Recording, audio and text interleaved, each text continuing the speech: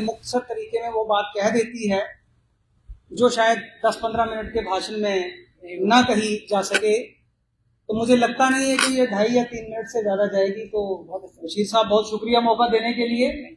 और सबसे बड़ी खूबी नेशनल कॉन्फ्रेंस की यही है, जब से इस परिवार में मैं शामिल हुआ हूँ, कि हर व्यक्ति अपने आगे हाथ बढ़ाकर नए आने वाले का साथ देता है, उसे फलने फूलने का और काम करने का मौका देता है। शुक्रिया साहब, शुक्रिया बहुत बहुत गुप्ता साहब।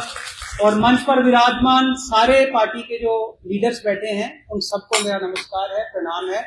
पहली बार मैं मुखातिब हूँ आपके साथ।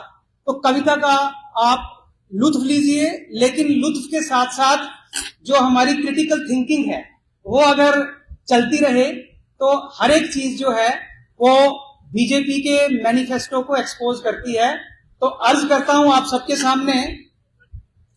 अच्छा, कविता का शीर्षक ढूंढते ढूंढते मुझे लगा इससे बेहतर और कोई शीर्षक हो नहीं सकता। टाइटल, तो टाइटल है नौटंकी बाजों की अम्मा बीजेपी। टाइटल पसंद है अगर आपको तो तालियां दे दीजिए। नौटंकी बाजों की अम्मा बीजेपी। तो अर्ज करता हूं कि नौटंकी बाजों की अम्मा, ये कविता कल रात को पैदा हुई है कि नौटंकी बाजों की अम्मा बीजेपी कहलाती है और जख्म नया देने से पहले जनता को फुसलाती है। और सत्ता में आने की खातिर कुछ भी ये कर जाते हैं। सत्ता में आने की खातिर कुछ भी ये कर जाते हैं और नौकरियां बस मैनिफेस्टो में ही ये दिखलाते हैं। और 15 लाख खाते में देंगे, 15 लाख खाते में देंगे वादा करके तोड़ दिया, और 2 करोड़ नौकरियां देंगे, ये जुमला भी जोड़ दिया, याद होगा सबको। और बजरी पानी रेत पत्थर, बजरी पानी रेत पत्थर फेंके सब डकार गए, हाथ हमारे घंटी देकर मौज ये सारे मार गए। बिजली पानी खस्ता हालत, बिजली पानी खस्ता हालत, टोल प्लाजा मार गए, गजब तमाशा बीजेपी का मिलकर हमको चार गए। आम आदमी की कोई परवाह नहीं। महंगाई के बोझ के नीचे, महंगाई के बोझ के नीचे जनसाधारण मरता है। गैस सिलेंडर, स्कूल फीस का सोच सोच के डरता है। भ्रष्टाचार रिश्वत मत पूछो, भ्रष्टाचार रिश्वत मत पूछो, हर शाख पे खाने वाले हैं।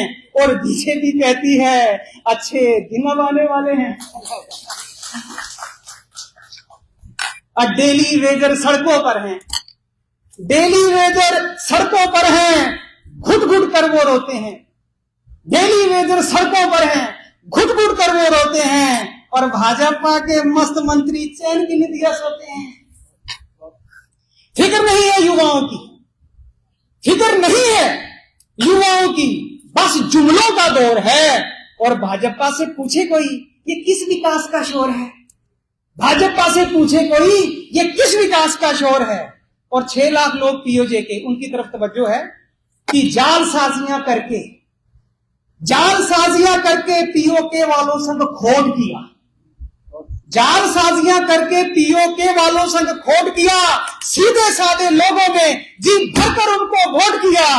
बड़ी चूक हो गई भाजपा, पढ़ना तेरा मन पाए, अपने ही खेतों के मालिक आज तलक ना बन पाए। और साथियों, अंत में कहता हूं कि क्या अंबानी, क्या अदानी, सब है इनके, शोर है। और अब तो जनता भी कहती है बीजेपी तो चोर है, बीजेपी तो नहीं लग रहा तो बोलो ना यार, बीजेपी तो। जय हिंद, जय भारत। देखो, स्कॉलर आदमी 2 घंटे की तकरीर को पूजे में बंद कर देता है। जितनी तकरीर हमने की वो सारी इन्होंने पूजे में बंद करके आपको सुना दी। मैं मशकूर हूँ सब साथियों का, मैं आपका ज्यादा वक्त नहीं लूंगा। मैं गुजारिश करूंगा प्राउन सेक्रेटरी गुप्ता साहब से वो आ जाएं और श्रद्धांजलि भेंट करें।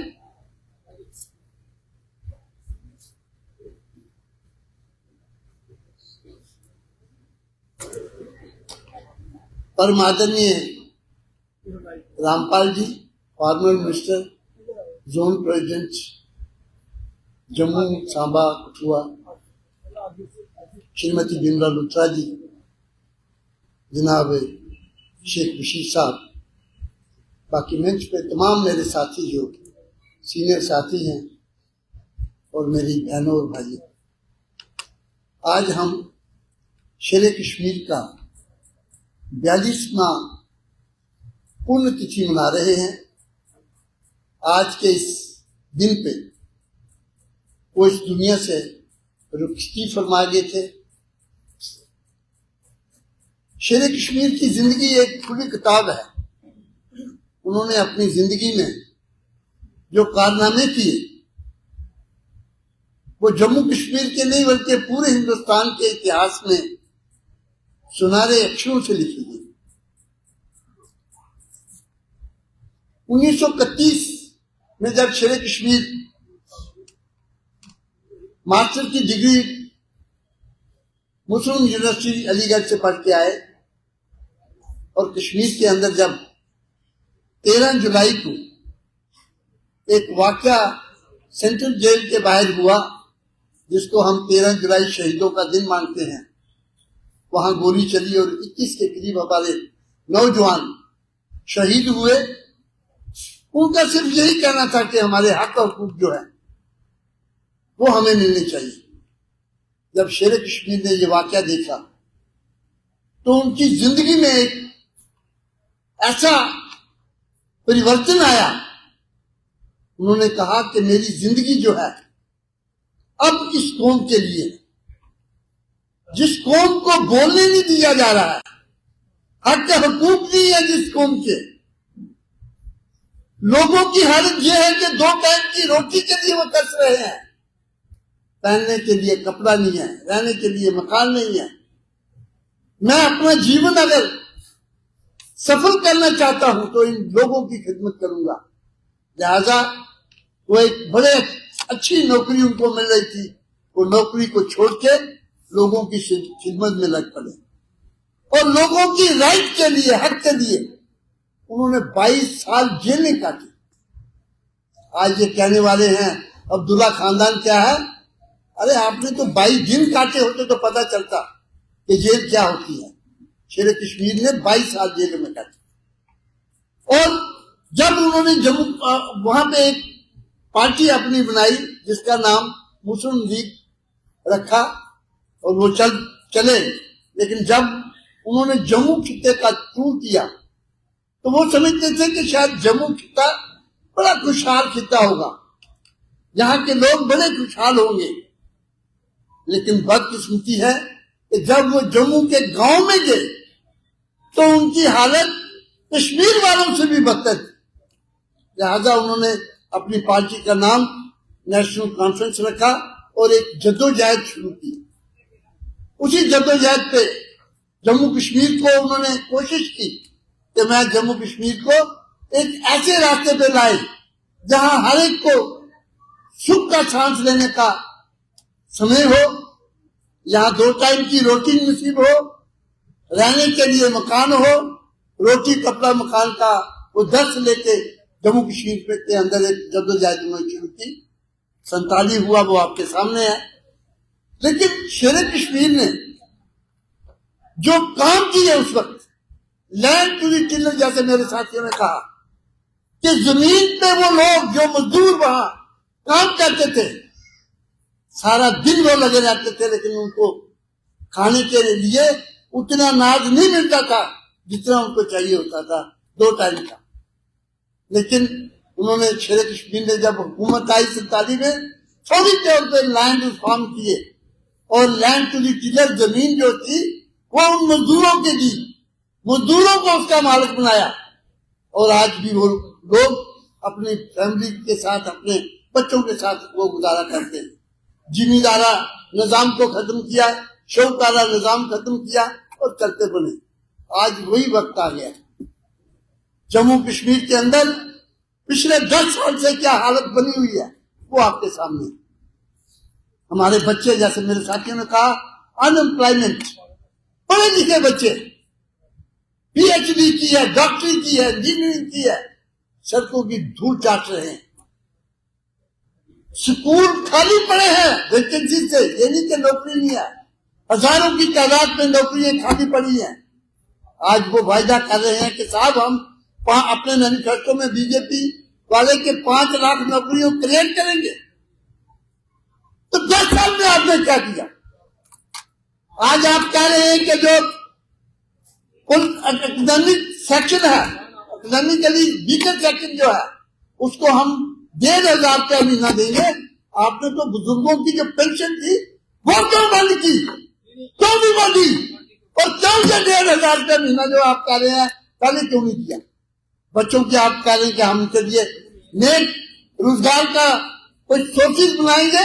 10 साल आप क्या करते रहे? महंगाई आसमान को छू रही है। आपने महंगाई को कम करने के लिए क्या किया है? 10 साल से क्या किया है? हमने अपना मैनिफेस्टो जब खोला, अभी जो दिया, जो इलेक्शन आ रहा है, पूरे हिंदुस्तान के अंदर सबसे बेहतरीन मैनिफेस्टो जो है वो नेशनल कॉन्फ्रेंस का मैनिफेस्टो है। उस मैनिफेस्टो को पढ़ने के लिए मुल्क के होम मिनिस्टर जब अमित शाह साहब ने फुर्सत से टाइम निकाला और उस मैनिफेस्टो को पढ़ा और उसमें टिप्पणी की है।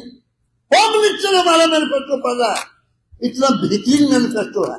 और उसी की नकल करके परसों होम मिनिस्टर साहब बीजेपी का मैनिफेस्टो निकाल रहे हैं और वो लोगों को दे रहे थे। इस इलेक्शन के अंदर जो मैनिफेस्टो हमने लाया,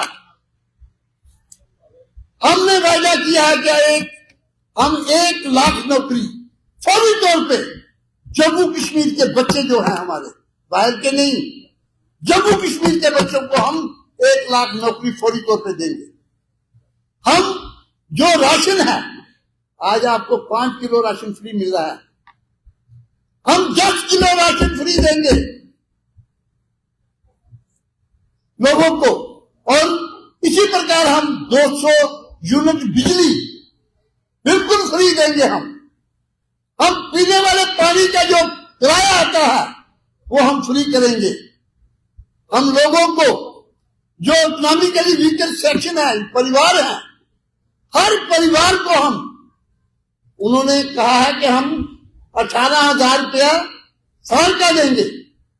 बीजेपी के मैनिफेस्टो में लिखा 1,500 रुपया महीने का, हम 5,000 रुपया महीना और 7,000 रुपया साल का उस परिवार को देंगे जिसका गुजारा नहीं हो रहा है। जो इकोनॉमिकली वीकर सेक्शन है, हर उस परिवार की जो बड़ी और फीमेल होगी, औरत होगी, उसको हम 5,000 रुपया महीना का देंगे ताकि वो अपने घर का खर्चा चला सके, बच्चों को दाल रोटी खुला सके। नेशनल कॉन्फ्रेंस ने वायदा किया है कि हम इस अपने मैनिफेस्टो में इंडस्ट्री जो बंद पड़ी हुई है, अमित शाह ने कहा था 5 अगस्त 2019 को कि हम जम्मू कश्मीर के अंदर इतना इंडस्ट्रियलाइजेशन कर देंगे, खरबों रुपया लगा देंगे ताकि कोई भी बच्चा यहाँ बेकार नहीं होगा। आज हम उनसे पूछते हैं कि आपने जम्मू कश्मीर के अंदर कितनी इंडस्ट्री लगाई, क्या तरक्की की है आपने, आप बता दीजिए। बल्कि जम्मू कश्मीर के साथ जो आप सलूक कर रहे हैं, सोचीला सलूक कर रहे हैं, जो हमारे बच्चे हाई एजुकेशन के बच्चे जो पढ़ा रहे हैं इस वक्त एडहॉक बेसिस पे हैं, 20-20, 25-25, 15-15 साल हो गए हैं, पीएचडी है। बाकी तमाम जगहों पे यूनिवर्सिटी ग्रांट कमीशन ने 15,000 रुपया उनका माहाना रखा हुआ, महीने की तनख्वाह रखी हुई है। आपका लद्दाख कल हमसे अलग हुआ, वहां पे भी 15,000 रुपया उनको महीने की तनख्वाह मिलती है। हजारों की तादाद में ये हमारे बच्चे और बच्चियां हैं जो हाई एजुकेशन में पढ़ा रहे हैं। लेकिन जम्मू कश्मीर के अंदर 28,000 रुपया उनको मिलता है। मैं आज अमित शाह जी से पूछता हूं कि आप कह रहे हैं कि हम जम्मू कश्मीर को आसमान पे ले जाएंगे। मुझे आप बताइए कि लद्दाख में आप उन्हीं बच्चों को, उन्हीं टीचर्स को, उन्हीं लेक्चरर्स को 57,000 रुपया दे रहे हैं। पूरे हिंदुस्तान के अंदर 57,000 दे रहे हैं, क्योंकि यूनिवर्सिटी ग्रांट कमीशन का डायरेक्टिव है। जम्मू कश्मीर में क्यों 28,000 दे रहे हैं, हम ये पूछते हैं। मेरा कहना, हम हजारों आपको दर्जन ऐसी मिसालें दे सकते हैं कि इस बीजेपी सरकार ने जम्मू कश्मीर के साथ जबरदस्त धोखा किया है, जबरदस्त डिस्क्रिमिनेशन कर रहे हैं, कोई पूछने वाला नहीं है, और सुनाए किसको।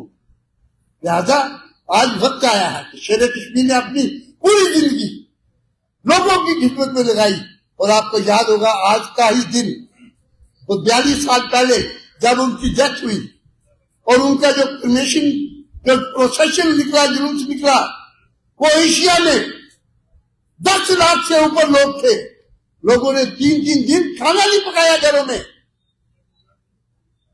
महात्मा गांधी के प्रोसेशन के बाद शेर कश्मीर का प्रोसेशन था, इतना बड़ा, लोगों को इतना प्यार था, लोगों को इतना हमदर्दी थी, इतना शेर कश्मीर ने जम्मू कश्मीर के लोगों के लिए, आवाम के लिए इतना काम किया था।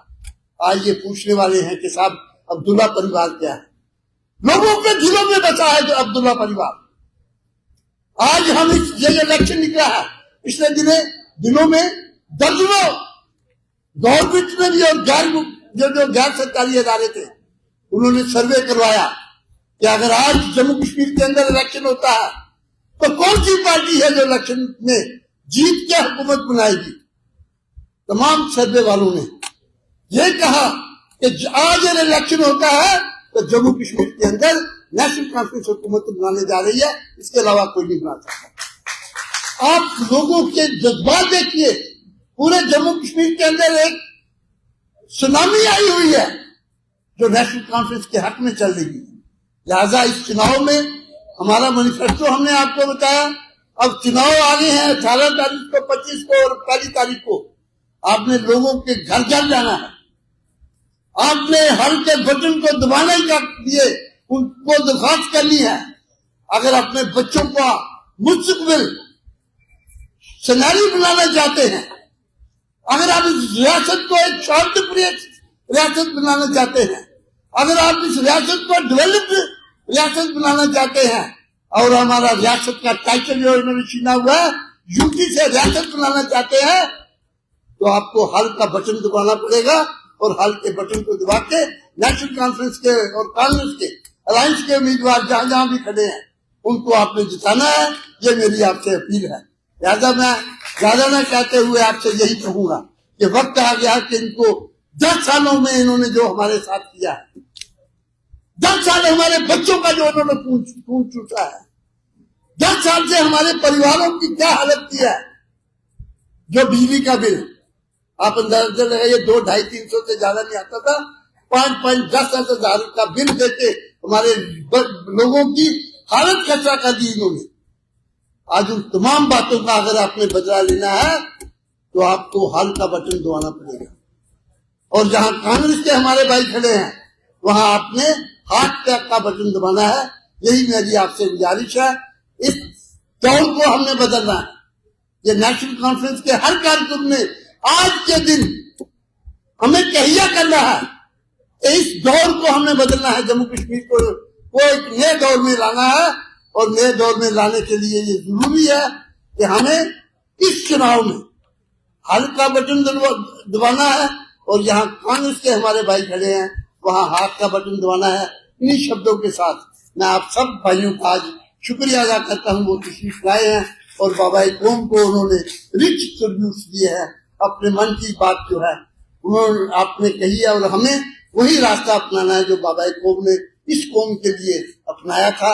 और जम्मू कश्मीर को हम फिर वही स्वर्ग बनाना चाहते हैं जो कभी बाबा कौम ने ख्वाब देखा था। जय हिंद, जय जम्मू।